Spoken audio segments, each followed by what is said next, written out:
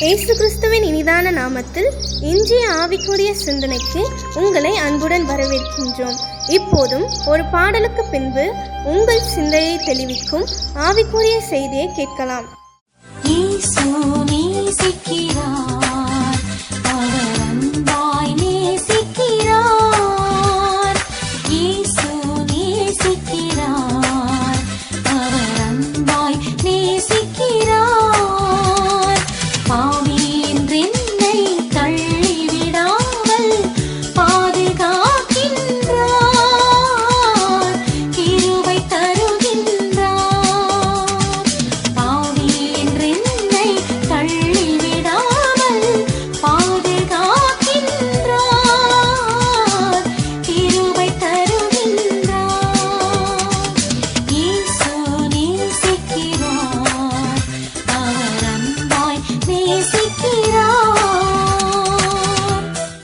ஆண்டவர் இரட்சகருமாக இயேசுவின் இனிதான நாமத்தினால் உங்களை வாழ்க்கிறேன். இந்த நாள் நம்முடைய ஆவிக்குரிய சிந்தனைக்காக யோவான் எழுதின சுவிசேஷம் 3 அதிகாரம் 16 வசனத்தை நான் வாசிக்கிறேன்.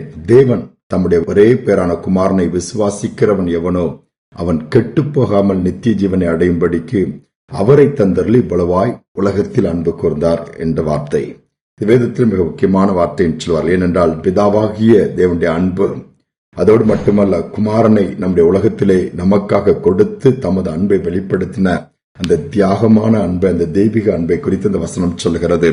ஒரு பழைய பாடல், வானம் பூமி படைத்திருந்தும் வாடினேன் உன்னை இழந்ததினால், தேடி வந்து ரட்சிக்க பிதா என்னை அனுப்பினதால் ஓடி வந்தேன் மானிடனா என்று சொல்லி எழுதப்பட்ட பாடல்.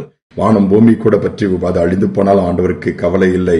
மற்ற சேதங்கள், மற்ற இழப்புகள் பெரிதாக தெரியவில்லை. அதை எல்லாவற்றை பார்க்கிலும் மனுக்குலம் தன்னை விட்டு தூரமாய் போய் இந்த மகிமை இழந்து பின்வாங்கி போனதை நினைத்து ஆண்டவர் மிகவும் துக்கப்பட்டு மீண்டுமாய் மீட்பை ஏற்படுத்த அவர்களை நேசிக்கும்படியாக அன்பை காண்பிக்க குமாரனையே நமக்கு தியாகமாய் கொடுக்கிறார். அந்த விலைக்கிரயத்தினுடைய அந்த மேன்மை அநேகனுக்கு அறிந்து கொள்வதில்லை, அந்த அன்பை புரிந்து கொள்வதில்லை. கிறிஸ்துமஸ் என்று சொல்லும் போது ஏதோ ஒரு செலிப்ரேஷன் நினைக்கிறாங்க. குட், இருக்கட்டும், சந்தோஷப்படக்கூடிய ஒன்றுதான். ஆனாலும் ஆண்டோடைய அன்பை, அந்த குமாரனை நமக்கு தந்ததை மறந்துவிடக் கூடாதே. வேதம் தெளிவாக சொல்லுகிறது. ஏன் மனுக்குலத்தை அவர் ஆண்டவர் நேசிக்க வேண்டும், ஏன் அவ்விதமாக என்று சொல்லும் போது தன்னுடைய சுவாசத்தை, ஜீவ சுவாசத்தை மனுஷனுக்குள்ளே ஊதினார் சொல்லப்பட்டிருக்கிறது. மண்ணினால் மனிதனை உருவாக்கி ஆதியாகமம் 2:7 சொல்லுகிறது, ஜீவ சுவாசத்தை அவனுக்குள் ஊதுகிறார், மனிதன் ஜீவாத்மாவானான். ஒவ்வொரு மனிதனுக்குள்ள இருக்கிற அந்த உயிர் ஆண்டவருடைய சுவாசம், அதன் மூலமா உண்டாக்கப்பட்டது. ஆவி தன்னை தந்த தேவனிடத்தில் திரும்பி விடுமா? மனிதன் ஒரு நாள் இந்த சரீரத்திற்கு மரணம் வரும்பொழுது அந்த ஆவி மீண்டுமா ஆண்டவரிடம் போய்விடும். அதோடு மட்டுமல்ல, எந்த ஒரு மனிதனுக்கும் தனது ஆவியை, உயிரை பிடித்து வைக்க அதிகாரம் இல்லை. உலகத்தில் எவ்வளவு அதிகாரங்களை பெற்று ஆட்டி படைக்கிறவர்களாய் அல்லது ஆளுகை செய்கிறவர்களாய் இருக்கலாம். தன்னுடைய உயிரை, தன்னுடைய ஜீவனை, தன்னுடைய சுவாசத்தை பிடித்து வைக்க அவர்களுக்கு அதிகாரமே இல்லை. ஆண்டவர் கையில் அது இருக்கிறது. குறித்த நாள் வரும்பொழுது ஆவி தேவனிடத்திலே சென்று விடும் என்று சொல்லப்பட்டிருக்கிறது. அதனாலதான் இந்த மனுக்குலத்தை எப்படியாவது மீட்டு விட வேண்டும் என்று என்ன செய்வது, ஒரே குமாரனாகிய இயேசுவை இந்த உலகத்தில் தந்தருளினார். அந்த அன்பு அவ்வளவு பெருசு. அந்த அன்பை நினைத்தோம் என்று சொன்னால் உலகத்தில் அது இல்லை. அவர்கள் புரிந்து கொள்ளவில்லை, அவர்கள் நேசிக்கவில்லை, அவர்கள் பேச மாட்டுகிறார்கள். நான் இப்படிப்பட்ட ஒரு அனாதை போல இருக்கிறேன், அந்த எண்ணம் வரவே வராது. நேசிக்கும்படியா பிதாவாகிய தேவன் தன்னுடைய குமாரனே எனக்காக கொடுத்திருக்கிறாரே, எவ்வளவு பெரிய பாக்கியம் என்று சொல்லி அதை உணர்ந்து சந்தோஷமாய் தைரியமா ஒரு நாள் வரும், இந்த பூமிக்குரிய ஓட்டம் முடிந்தது, ஆண்டவரிடம் நான் போவேன், சந்தோஷமா இருப்பேன்கிற நம்பிக்கைக்குள் வந்து விடுவோம். ஒரு குடிசை வீடு, அருமையான தாய் ஒரு குட்டி குழந்தை வைத்திருக்கிறாங்க. கணவனும் தூரமா வேலை போய்விட்டார். திடீரென்று பார்த்தா வீடு தீப்பிடித்து எரிகிறது. வீட்டு பக்கத்தில் உள்ளவங்க அலறாங்க, ஐயோ தீப்பிடித்து எரிதே, என்ன செய்வது என்று சொல்லி வேடிக்கை பெரிய கூட்டமே வந்து விட்டது. வீட்டுக்குள்ள யாரா இருக்கலாம், வெளியே வாங்கன்னு கத்துறாங்க. யாரும் அந்த மாதிரி சத்தம் இல்ல. அப்பதான் பக்கத்துல கடைக்கு போன அந்த தாய் ஓடி வருகிறாள். ஓடி வந்த உடனே, நீ வெளியேதான் இருக்கிறியா? அப்போ உன் பிள்ளைங்க, என் பிள்ளை உள்ள தூங்கிட்டு இருக்குது, குட்டி குழந்தை. ஐயோ பார்த்தா உள்ளே தூங்குது, தீ இவ்வளவு பிடிக்குது, என்ன செய்வதுன்னு சொல்லி அது எதையும் யாரையும் எதிர்பார்க்காமல், யாராவது போங்கல என் பிள்ளையை காப்பாத்த, யாராவது உள்ள புகுந்து செய்வீங்களா, யாரையும் எதிர்பார்க்கவில்லை. அந்த எரிகிற தீ பிடித்து எரிகிற வீட்டிற்குள்ள நுழைந்து அந்த குழந்தையை எடுத்து மார்போடு அணைத்துக் கொண்டு வெளியே வருகிறார். வெளியே வந்த உடனே சரீரங்களில் தீ பிடிக்கிறது. ஆனாலும் மற்றவருடைய உதவியோடு அது அணைக்கப்பட்டு ஓரளவு தீக்காயங்கள் தப்பி விடுகிறார். மற்றவர்கள் கேட்கிறார்கள், உனக்கு எப்படி இவ்வளவு தைரியம் வந்தது, எப்படி தீ பிடிக்கிறதுக்குள்ள போய் பாரு, உனக்கு இவ்வளவு பாதிப்பு வரும்போது அந்த தாய் சின்ன ஒரே ஒரு வார்த்தை, உள்ளே தூங்கிக் கொண்டிருந்தது என் குழந்தை அல்லவா, அதை எப்படி என் கண்முன்னால் நான் சாக கொடுப்பேன், அதை மீட்டெடுக்கிறது தான் என்னுடைய வேலை. அதற்காக தான் அந்த அன்பு, அந்த தாயுடைய அன்பை பாருங்க. அது எந்த மாம்சமும் இரத்தமும் அந்த குழந்தை, அது எப்படி சும்மா இருக்க முடியும் என்று சொல்லி அதற்காக தான் நான் ஓடி போனேன், காப்பாற்றி விட்டேன். தேவனும் அப்படிதான். நாம் அவரால் உருவாக்கப்பட்டவர்கள். அவர் எப்படி அழிகிறது, மகிமை இழந்து நரகத்திற்கு போவதை அவர் விரும்பவே மாட்டார். என் பிள்ளைகளை மீட்டுக் கொள்ள வேண்டும், மீண்டும் தன்னுடையவர்களாய் மாற்ற வேண்டும் என்கிற நோக்கத்தோடு தான் குமாரனாகிய இயேசுவை அனுப்பியிருக்கிறார். அந்த அன்பை இந்த நாட்கள் நினைவு கூர்வோம். அந்த அன்புக்கு பாத்திரவான்களாய் நடந்து கொள்வோம். ஆண்டவரை நேசிப்போம். அதை காட்டிலும் மேலான இந்த உலகத்தில் எதுவுமே இருக்க முடியாது. தாழ்த்தி ஆண்டவர்கள் ஒப்புக் கொடுத்து எந்த காரியத்தை குறித்தும் கவலைப்படாமல் என்னை நேசிக்க யாரெல்லாம் சொல்றீங்களா? இயேசு இருக்கிறார்.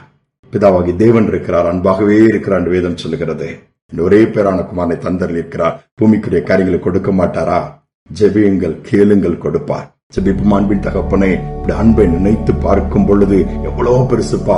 வானம் பூமி இருக்குதுப்பா, மற்ற பொருட்கள் இருக்கிறது, பறவைகள் மிருகங்கள் இருந்தாலும் மனுக்குலத்தை மீட்பதற்காகவே நீர் உங்களுடைய குமாரனை அனுப்பினீர் என்பதை நினைக்கும் பொழுது உண்மையிலே அது நினைத்து கூட பார்க்க முடியாத, புரிந்து கொள்ள முடியாத ஒரு பெரிய அப்படிப்பட்ட ஒரு அன்பு, அந்த தெய்வீக அன்பு. உண்மையிலே நாங்கள் அந்த அன்பை நினைக்கும் பொழுது உங்களுக்கு நன்றி செலுத்துகிறோம். அந்த அன்பினால் எங்களை நிரப்புவதற்காக நன்றி ஆண்டவரே. இந்த நாளிலும் கூட சோர்ந்து போன பிள்ளைகளை தைரியப்படுத்துங்க.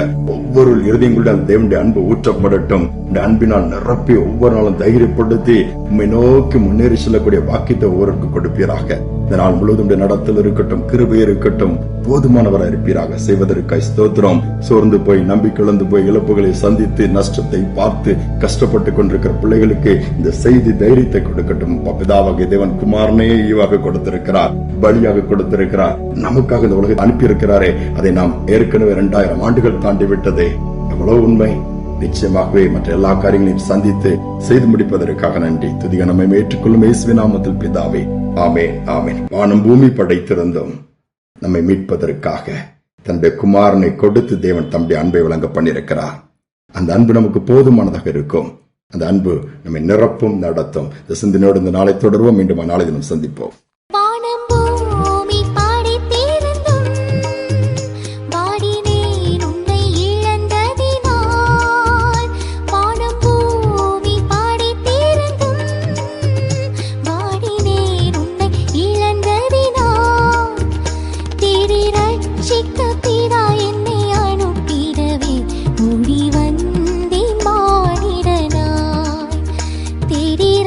Chica